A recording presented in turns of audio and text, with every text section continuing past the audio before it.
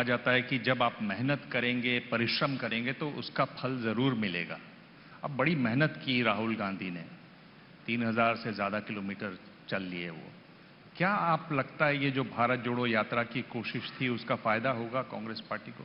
देखिए साहब, पसीना कितना भी निकालने से कोई पहलवान नहीं होता। जब सिस्टमैटिक वे से जब व्यायाम करता है, कसरत करता है, तो पहलवान होता है। अगर यही बात होती तो लकड़ी तोड़ने वाला ही भारत श्री बन जाता था, हिंद केसरी। तो ऐसा है, उनको मेहनत करने दो। अब मेरा वजन कम हो गया बेचारा, वो भी करते होंगे, तो अच्छी बात है। तो आप ये कह रहे हैं कि परिश्रम हो और सतत हो तब कुछ फायदा होगा? सर, परिश्रम करने वाले बहुत होते हैं। हिंदी के एक कवि थे, मेरे बहुत फेवरेट कवि थे, शरद जोशी, हास्य व्यंग्य कवि थे।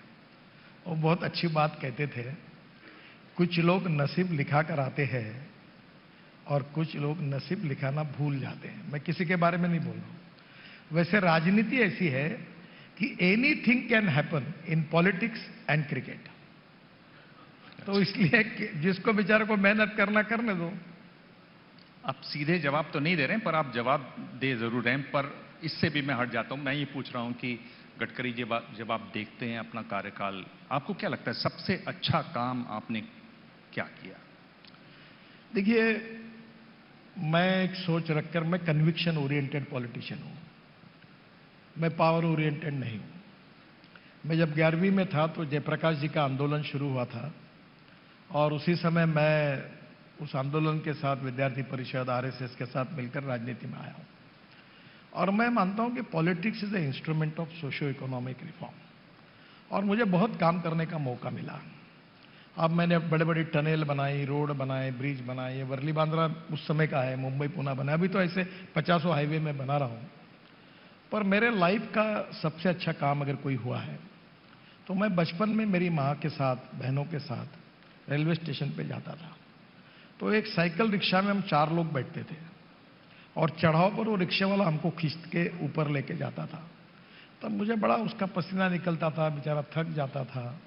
तब उसको देखकर आंखों में आंसू आते थे। और मुझे खुशी है कि आज मुलायम सिंह जी नहीं है यादव।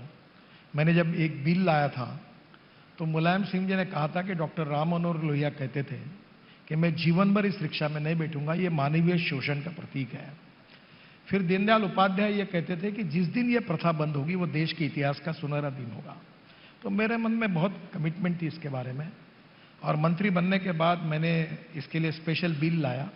सुप्रीम कोर्ट तक केसेस चली। एक समय ऐसा हुआ कि मैं इतना टेम्प्टेड हुआ कि मैं सुप्रीम कोर्ट में आर्ग्यूमेंट करने के लिए जाने के मूड में था, पर हम जीत गए। मैकेनिक्स ड्रिवन ई रिक्शा, ये बिल आया।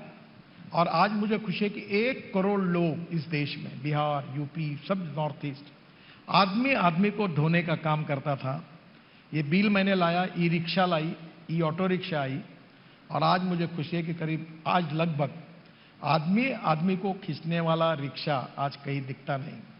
अगर बोरा कोई ले जाना है तो ई कार्ट पर ले जा रहा है, वो भी धीरे धीरे बंद हो रहा है। तो मेरे जीवन में बहुत से काम मैंने किए हैं, पर एक मानवीय दृष्टिकोण से इन 1 करोड़ लोगों को जो मुक्ति मिली है, ये वाकई में बड़ी बात है। Great achievement of my life. जी, ये वाकई में बड़ी बात है। आखिरी सवाल ये है, और ये सवाल बाकी नेताओं से जुड़ता नहीं, आपसे जरूर जुड़ जाता है। और सवाल है खाना और गाना। यानी एक तो आपको खाने का बहुत शौक है। मैं पूछ रहा हूं कि मैं तो बहुत दूर से आया हूं, उत्तर पूर्व से, महाराष्ट्र में आए, तो 3 चीजें क्या खानी चाहिए? और गाना आपसे जुड़ गया है, ये बता रहे हैं कि आपका गला बहुत अच्छा है, आप मूड में होते हैं तो बड़ा अच्छा गाते हैं। इसी मुंबई में है, मैं विपक्ष का नेता था, मंत्री था, पार्टी का अध्यक्ष था। मेरा वजन था 135 किलो, अभी मैं हूं 86। तो मेरे नियत में कमी नहीं आई है, पर खाने में कमी आई है।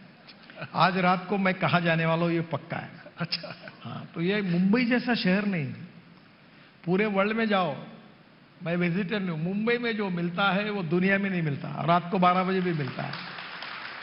तो मैं इतना ही कहूंगा कि अब मैंने बहुत कंट्रोल किया है। अब मैं थोड़ा खाता हूं। तो मुझे होटल वाले पहचानते हैं, तो बोलते साहब गलती हो गई क्या? बोला क्यों? बोले आप पहले आके ये इतना खाते थे, अब कुछ भी नहीं खा रहे थे। अच्छा। तो मैंने बोला तुम्हारे में गड़बड़ नहीं है, मेरे में गड़बड़ हुई है। तो अब एक अच्छा हुआ कि मैंने वजन को कंट्रोल किया। मैं 135 से 86 पे हूं। अब मेरा वजन 86 है। तो अभी मैं नियत है, मेरी नियत में कमी नहीं आई, पर मैं खाने में बहुत कम खाता हूँ। मुंबई में खाना होगा तो मुंबई में दादर में 2-3 रेस्टोरेंट है, उसमें मिसळ खाइए, दही मिसळ। अच्छा। वो प्रकाश है और आस्वाद है, वहाँ बहुत अच्छी बनती है, वहाँ का थाली पीठ अच्छा बनता है, अच्छा, तो बहुत लोग खाते हैं। ठीक है, जरूर ये ये करेंगे। महाराष्ट्र के लिए बहुत अच्छी है। और गडकरी जी गाना?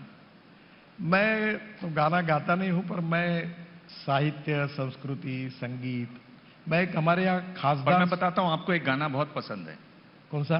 जिंदगी कैसी है पहेली। नहीं, वो तो मुझे लकी अली का, मैंने आपके यहाँ फोटो देखा तो मैं सोच रहा था कि मैं उनका बहुत चाहता हूँ।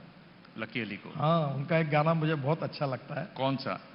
वो नहीं बताना, क्योंकि आजकल मैं पब्लिक फिगर होने के कारण मैंने कुछ भी कहा तो तुरंत सब मीडिया पे चल जाता है। पर एक बात जरूर है, पर भारतीय ये गाना आपको पसंद है ना, जिंदगी कैसी है पहेली हाय, किसी हाँ, को मैं हंसाए किसी को रुलाए। काफी, मैं बहुत सी गीतों को, नए लोगों के, अभी आजकल मैं कबीर के भजन सुनता हूँ। अच्छा। मुझे कभी कभी नए युग के भी संगीत सुनता हूँ, और मैं सांस्कृतिक महोत्सव करता हूँ नागपुर में, और रोज 50,000 लोग आते हैं, और ये जितने बड़े हैं सब लोगों के एक प्रोग्राम होते हैं।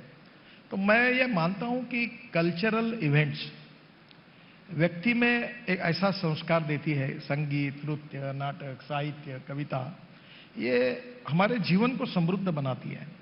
और मुझे जब भी फुर्सत मिलती है तो मैं सुनता, गुलाम अली को सुनता हूँ, गजल सुनता हूँ, किशोर कुमार के पुराने गाने सुनता हूँ, मुकेश मेरे बहुत फेवरेट है।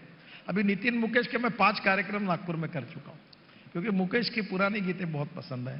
तो संगीत एक अलग प्रकार का आनंद देता है। अभी जिस तरह की राजनीति है उस पर कोई एक गाना है जो, मतलब जैसे सिचुएशन पे गाने बनते हैं हिंदी फिल्मों में, इस तरह की राजनीति पर कोई एक गाना है? वो मुख्यमंत्री बोल रहे थे ना, तो वो गाना था। कौन सा? जब भी जी चाहे तो नई दुनिया बसा लेते हैं लोग, एक चेहरे पे कई चेहरे लगा लेते हैं लोग।